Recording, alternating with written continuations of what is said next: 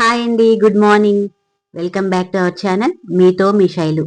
అందరూ ఎలా ఉన్నారు, ఏం చేస్తున్నారు అనేది కింద కామెంట్ సెక్షన్ లో కామెంట్ చేయండి. నేను కూడా బాగున్నాను, మీరందరూ కూడా బాగుండాలని మనస్ఫూర్తిగా కోరుకుంటున్నాను. ఇంకా కొత్త వారు ఎవరైనా ఫస్ట్ టైం నా ఛానల్ చూస్తున్నట్లయితే, నా పేరు శైలు. నా ఛానల్ పేరు వచ్చేసి మీతో మీ శైలు. నా వ్లాగ్స్ లో మంచి మంచి రెసిపీస్ ఉంటాయి, అవి సింపుల్ గా ఎలా చేసుకోవాలో చూపిస్తాను.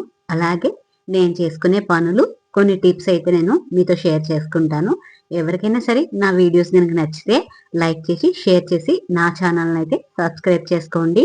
ఇంకా ఈరోజు వ్లాగ్ వచ్చేసి మార్నింగ్ నుంచి మధ్యాహ్నం వరకు నేను చేసుకునే పనులు, అలాగే పిల్లలకి లంచ్ బాక్సెస్ కూడా ఉన్నాయండి, వాటి గురించి కూడా నేను చూపిస్తాను. ఇంకా మార్నింగ్ లేచిన వెంటనే పిల్లలకి హాఫ్ డేస్ కదా, ఫస్ట్ అయితే టిఫిన్స్ అయితే ప్రిపేర్ చేసేస్తున్నాను. ఈరోజు పిల్లలకి టిఫిన్స్ లోకి అయితే పెసరట్టు చేస్తున్నానండి. నైటే పెసరపప్పు రైస్ రెండు నానబెట్టేసుకున్నాను. ఇంకా ఉదయం లేచిన వెంటనే ఫస్ట్ పెసరపప్పు రుబ్బుకోవడం కోసం అని చెప్పేసి కొద్దిగా పెసర్లలోన కొంచెం అల్లం, అలాగే కొంచెం పచ్చిమిర్చి, కొంచెం జీలకర్ర, కొంచెం ఉప్పు వేసి మొత్తం కూడా గ్రైండ్ చేసుకున్నాను. పెసరట్టు కోసం మాత్రం మనం ఏ రోజు కోసం ఆ రోజే మనం రుబ్బుకుంటే పెసరట్టు అనేది చాలా టేస్ట్గా వస్తుందండి. ఇంకా అది ముందు రోజు రుబ్బుకుంటే అంత టేస్ట్ అనిపించదు అనమాట. ఎప్పుడు చేసుకుంటాము అంటే ఆ రోజే మనం పెసరట్టు కోసం అయితే మనం రుబ్బుకోవాలి. ఇంకా మొత్తం రుబ్బేసి ఇంకా దాన్ని అయితే పక్కన పెట్టేస్తాను. ఇంకా ఈ పెసరట్టు కోసం అని చెప్పేసి చట్నీ అయితే చేస్తున్నానండి. ఈరోజు పల్లి చట్నీ అయితే చేస్తున్నాను. పెసరట్టు మీదకి పల్లి చట్నీ చాలా బాగుంటుంది, పిల్లలకు కూడా బాగా ఇష్టం అనమాట. అందుకనే ఎప్పుడు ఎక్కువగా కూడాను పల్లి చట్నీనే నేను ప్రిపేర్ చేస్తూ ఉంటాను. ఈరోజు ఈ పల్లి చట్నీ నేను ఎలా చేసుకుంటున్నాను చూపిస్తాను. ఫస్ట్ కడాయిలో కొద్దిగా ఆయిల్ వేసుకొని ఇందులో ఒక 2 పచ్చిమిర్చి అయితే కట్ చేసుకున్నాను. పిల్లల కోసం కదా కొంచెం కారం అయితే తక్కువ వేసుకున్నాను. ఎర్లీ మార్నింగ్ కదా, అందుకే కొంచెం కారం అయితే తక్కువ వేసాను అనమాట. ఇవి కొంచెం వేగిన తర్వాత ఇందులో కొద్దిగా పల్లీలు, కొద్దిగంత వెల్లుల్లి, కొద్దిగా కరివేపాకు వేసి దోరగా వేయించుకున్నాను. ఈ పల్లీలు కొద్దిగా వేగిన తర్వాత ఇందులో కొద్దిగా వేపుడు పప్పు కూడా వేసుకున్నాను. ఈ వేపుడు పప్పు కొద్దిగా ఒక 2 నిమిషాలు వేగితే సరిపోతుంది. ఇంకా ఇది మొత్తం వేగించుకున్న తర్వాత ఇంకా స్టవ్ ఆఫ్ చేసేసి దీన్ని పూర్తిగా చల్లారనివ్వాలన్నమాట. అది చల్లారేలోపు ఒక పక్క నేను టీ పెట్టేసుకున్నాను, మరో పక్క పిల్లలకి లంచ్ బాక్స్ లోకి రైస్ అయితే పెట్టుకున్నానండి. మా చిన్న అబ్బాయికి లంచ్ బాక్స్ లేదు, పెద్దోడికి ఉంది, అలాగే మా వారికి కూడా లంచ్ బాక్స్ ఉంది. వాళ్ళిద్దరి కోసం కూడాను నేను రైస్ అయితే పెట్టుకున్నాను. అలా మాకింక అయిపోద్ది అనమాట, అన్నిసార్లు వండుకోలేను, ప్రెసెంట్ గ్యాస్ ప్రాబ్లం కదా. ఇంకా అందుకని రైస్ పెట్టేసాను అందరి కోసం కూడాను. మరో పక్క ఏంటంటే పిల్లలకి టైం అయిపోతుంది కదా అని చెప్పేసి పెసరట్టు అయితే వేసేస్తున్నాను. ఒక పక్క పెసరట్టు వేసుకొని మరో పక్క అయితే చట్నీ అయితే ప్రిపేర్ చేసుకుంటున్నానండి. అంటే చల్లారిపోయి అనమాట పల్లీలన్నీ కూడాను. అందులో మిక్సీ జార్లో కొద్దిగా వేసేసి ఇందులో కొంచెం ఉప్పు, వాటర్ వేసుకొని గ్రైండ్ చేసుకుంటున్నాను. ఈరోజు ఏంటంటే గ్రైండ్ చేసేసి పిల్లలకైతే టిఫిన్ ఇచ్చేసాను. తాలింపు ఏం పెట్టలేదండి. మా చిన్నోడికి టైం అయిపోయింది 7:30కి అనమాట. అంటే ఒక హాఫ్ అన్ అవర్ ముందు వాడికి టిఫిన్ ఇస్తే కొంచెం మెల్లగా టిఫిన్ తింటాడు. వాడు కొంచెం ఫాస్ట్గా తినలేడండి. ఈరోజు పెసరట్టు కదా, మళ్ళీ పెసరట్టు అంటే మరీ కష్టంగా తింటాడు. ఒక్క 2 అట్లు మాత్రమే తినేసి వాడైతే వెళ్ళిపోతాడు అనమాట. అందుకని కొంచెం తాలింపు పెట్టకుండా వాడికైతే నేను మామూలుగా చట్నీ వేసేసి ఇచ్చేసాను. మరోపక్కైతే టీ అయితే అయిపోయింది. నేను మా వారు ఇద్దరం కలిసి అయితే టీ తాగేసాము. చిన్నోడు వెళ్ళిన తర్వాత టీ అయితే తాగుతాను అనమాట. ఇంతకు ముందు ఏంటంటే ఫస్ట్ టీ తాగిన తర్వాత మిగతా పని అంతా చేసుకునేదాన్ని. ప్రెసెంట్ ఏంటంటే వాడికి 7 కల్లా టిఫిన్ ఇచ్చేయాలి కాబట్టి టిఫిన్ అయిన తర్వాత టీ తాగుతాను అనమాట. ఇంకా టీ తాగిన తర్వాత మా పెద్దోడి కోసం ఆలు ఫ్రై అయితే చేస్తున్నానండి.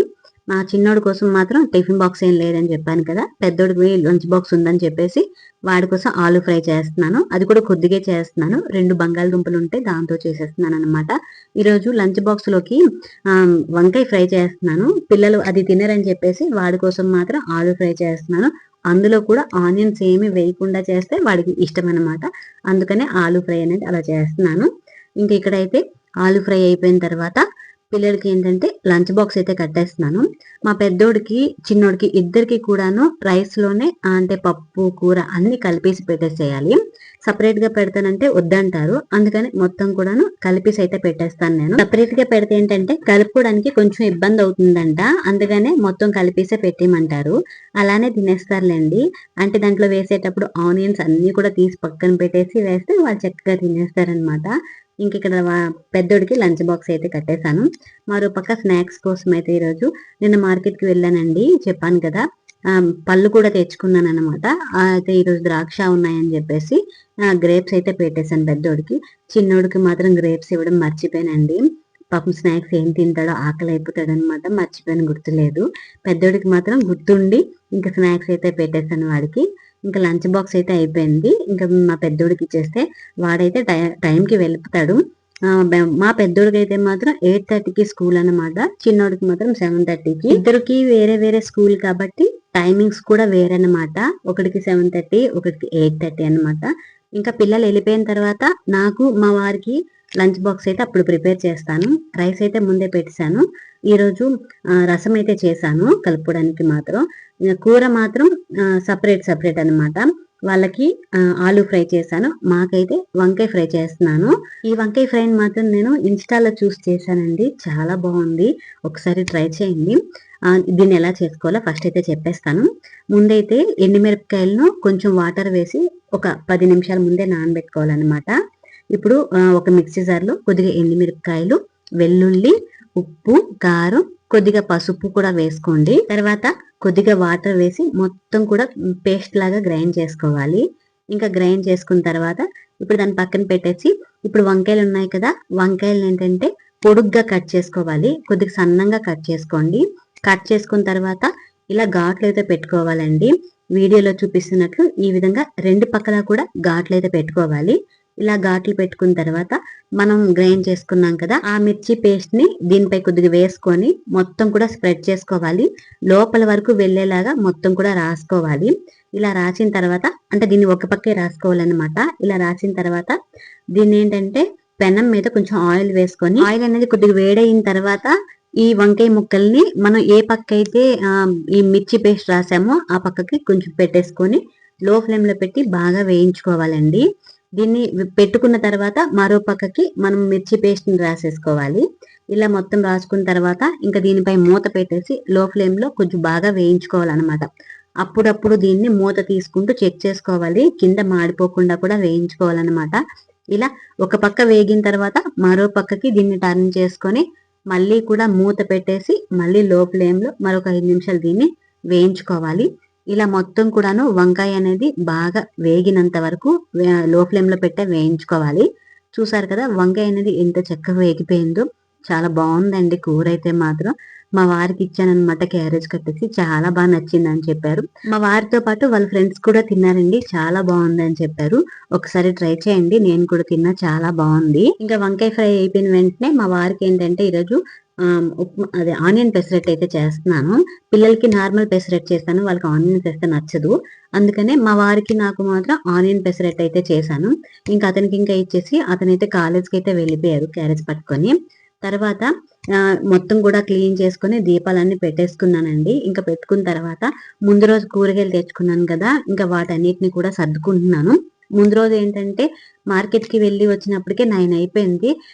రిటర్న్ వచ్చిన తర్వాత వంట చేసుకొని ఇంకా క్లీన్ చేసుకున్నప్పటికీ బాగా టైం అయిపోయిందండి. అందుకనే నైట్ ఇంకేమీ కూడా సర్దుకోలేదు.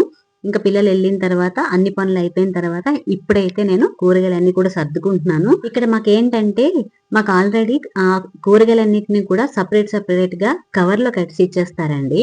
అందువల్ల సపరేట్ గా మళ్ళీ కవర్లు పెట్టుకొని ప్యాక్ చేసుకోవాల్సినంత అవసరం ఏమి ఉండదు. కాకపోతే ఇప్పుడు ఏంటంటే తెలంగాణలో కవర్లు బ్యాన్ చేస్తున్నారనమాట, కొత్తగా వచ్చిందంట. అందుకనే కవర్లు ఇవ్వట్లేదు, దాచుకొని కవర్లు ఇస్తున్నారు కొన్నిటికి మాత్రమే. అందుకని కొన్నిటికి కవర్లు ఉన్నాయి, కొన్నిటికి కవర్లు లేవు. కవర్లు ఉన్న వాటిని అలాగ ప్యాక్ చేసి పెట్టేస్తున్నాను. కవర్లు లేకపోయిన వాటిని ఏంటంటే నా దగ్గర కొన్ని స్టోరేజ్ బాక్సెస్ అయితే ఉన్నాయి, ఇంకా అందులో అయితే పెట్టేస్తున్నాను. క్యారెట్, అలాగే బీన్స్, ఇంకా పచ్చి బఠానీ ఇవి ఉన్నాయి కదా, వాటిని ఇలా స్టోరేజ్ బాక్స్ లో పెట్టేసుకుంటున్నాను. ఇంకా వాటన్నిటిని కూడా పేర్ చేసిన తర్వాత ఇప్పుడు ఏంటంటే నేను కొన్ని పళ్ళు కూరగాయలు కూడా తెచ్చుకున్నానండి, వాటిని కూడాను ప్యాక్ చేసేసి పక్కన పెట్టుకుంటున్నాను. ఆనియన్స్, బంగాళదుంపలను మాత్రం కొంచెం ట్రేలో పెట్టేస్తాను. ట్రేలో పెట్టేసి అవి వంటగదిలో పెట్టేస్తాను అనమాట, ఫ్రిడ్జ్ లో పెట్టను. ఇంకా వాటన్నిటిని పెట్టిన తర్వాత ఇప్పుడు ఏంటంటే ఆకుకూరలు ఇవన్నీ కూడా సర్దేసుకుంటున్నానండి. ఇప్పుడు క్యాబేజ్ ఇవన్నీ ఉన్నాయి కదా, వాటన్నిటిని కూడా బాస్కెట్ లో పెట్టేస్తాను. మిగతావన్నిటిని కూడా నార్మల్ గా బాక్సెస్ ఉన్నాయి కదా, ఆ బాక్సెస్ ని నార్మల్ గా పైన పెట్టేస్తాను అనమాట. ఇవన్నీ చేయడానికి చాలా టైం పట్టేస్తుందండి. ఆ కూరగాయలు తేవడం ఒక ఎత్తు అయితే వాటన్నిటిని సర్దుకోవడం మరొక పెద్ద కష్టం అనమాట. నాకు సర్దడం అంటే చాలా చిరాకు. ఇంకా అవన్నీ సర్దిన తర్వాత మధ్యాహ్నం అయితే నేను వంకాయ ఫ్రై ఉంది కదా, రైస్ ఉంది. రైస్ నేను ఈరోజు ఏం చేస్తున్నానంటే పుదీనా రైస్ అయితే చేసుకుంటున్నాను. ఇంకా మార్నింగ్ రైస్ అయితే ఉంది కదా అని చెప్పేసి పుదీనా రైస్ అయితే కొద్దిగా చేసుకుంటున్నాను. వంకాయ ఫ్రై ఉన్న పుదీనా రైస్ చాలా బాగుందండి. పుదీనా రైస్ ఎలా చేసుకున్నానో చెప్తాను. ఒక మిక్సీ జార్లో కొద్దిగా అల్లం, వెల్లుల్లి, కొంచెం పచ్చిమిర్చి, కొత్తిమీర, పుదీనా, కొద్దిగా వాటర్ వేసి మొత్తం గ్రైండ్ చేసుకున్నాను. ఇప్పుడు ఏంటంటే కడాయిలోన కొద్దిగా ఆయిల్ వేసి ఆయిల్ కొద్దిగా వేడెక్కిన తర్వాత ఇందులో కొద్దిగా జీలకర్ర, ఉల్లిపాయలు, కొద్దిగా పల్లీలు వేసుకొని కొద్దిగా వేయించుకోవాలన్నమాట. మీరు కావాలంటే జీడిపప్పు కూడా వేసుకోవచ్చు. ఇవన్నీ కొద్దిగా వేగిన తర్వాత ఇందులో ముందుగా గ్రైండ్ చేసుకున్నాం కదా ఆ కొత్తిమీర పేస్ట్ కూడా వేసుకొని ఇందులోనే కొంచెం ఉప్పు, పసుపు వేసి మొత్తం కూడా బాగా వేయించుకోవాలి. లో ఫ్లేమ్లో పెట్టి మొత్తం ఆయిల్ పైకి తేలేంత వరకు వేయించుకున్న తర్వాత మనం ముందుగా రైస్ ఉంది కదా అది మొత్తం వేసేసుకొని బాగా కలిపేసుకుంటే చాలా టేస్టీగా ఉంది పుదీనా రైస్ కూడా రెడీ అండి. మధ్యాహ్నం లంచ్లోకి అయితే ఇలానే తినేసాను. వంకాయ ఫ్రైలోకి ఈ పుదీనా రైస్ అయితే చాలా బాగుందండి. పిల్లల లంచ్ బాక్స్లో కూడాను పుదీనా రైస్ బాగుంటుంది. ఒకసారి ట్రై చేయండి. ఇంకా ఈ రోజు వ్లాగ్ అయితే ఇంతేనండి. మీకు ఈ వ్లాగ్ నచ్చింది అనుకుంటున్నాను. వ్లాగ్ నచ్చితే లైక్ చేయండి.